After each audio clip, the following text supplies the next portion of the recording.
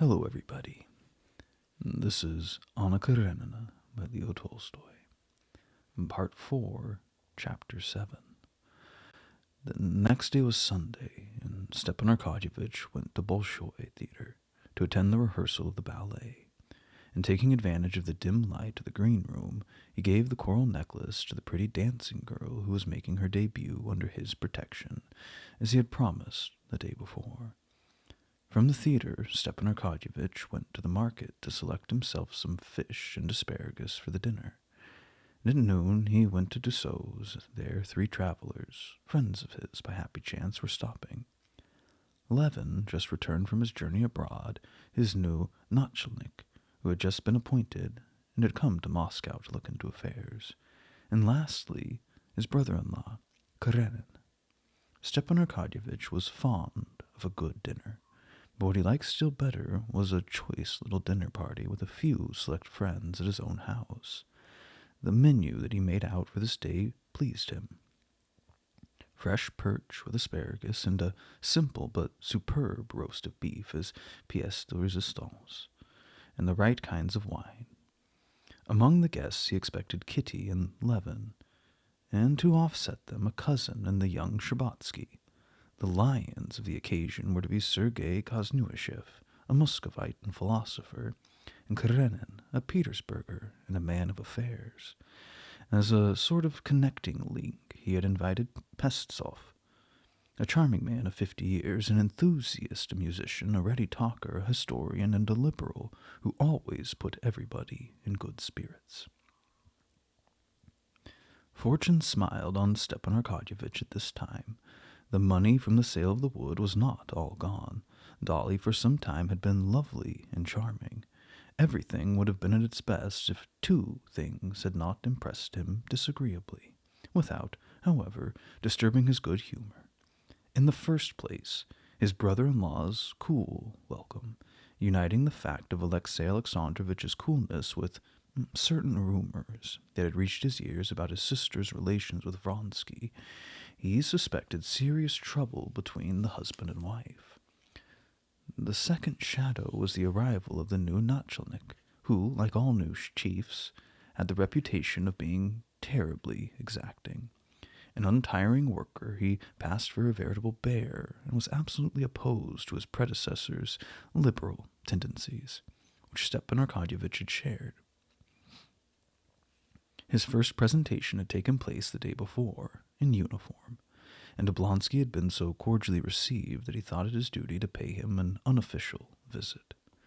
The thought that the new nachalnik might not receive him cordially was the second disturbing element, but Stepan Arkadyevitch felt instinctively that all would be arranged to perfection.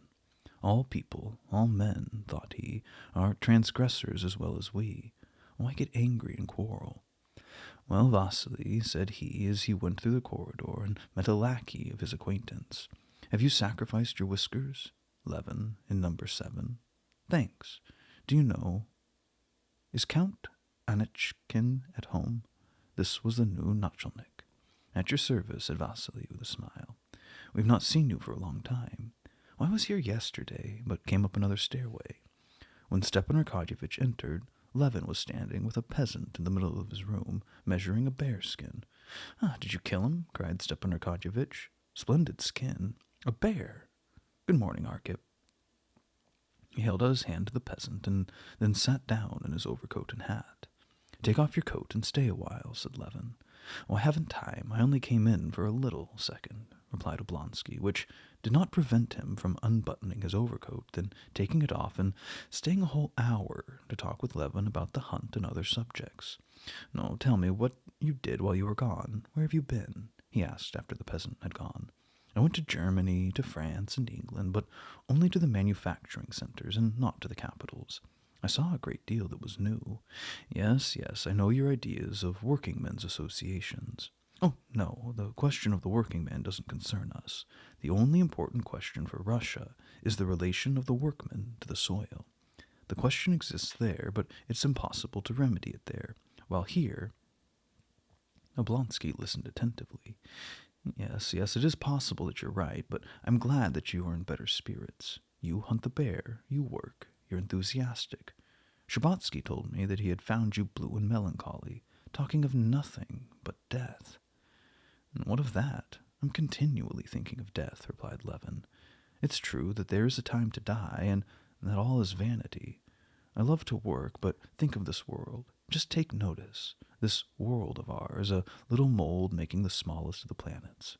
And we imagine that our ideas, our works, are something grand.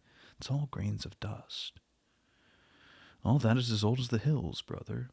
It's old, but when this idea becomes clear to us, how miserable life seems.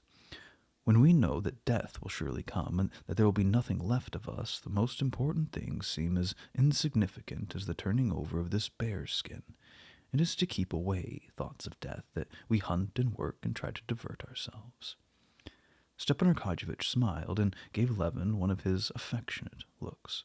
No, do you know what you pounce upon me because I seek pleasure in life? Be not so severe, O moralist. What good is there in life? Replied Levin, becoming confused. I don't know. I only know that we must soon die. Why soon? And you know there's less charm in life than when we think of death, but more restfulness. We must enjoy what there is of it anyway. But, said Stepan Arkadyevitch, rising for the 10th time, I must go. I'll stay a little longer, said Levin, holding him back. When shall we see each other again? I leave tomorrow. I'm a queer fellow. I entirely forgot what I came for. I insist on your coming to dine with us today. Your brother will be with us. My brother-in-law, Karenin, will be there. Is he here? Asked Levin, who was dying to hear news of Kitty.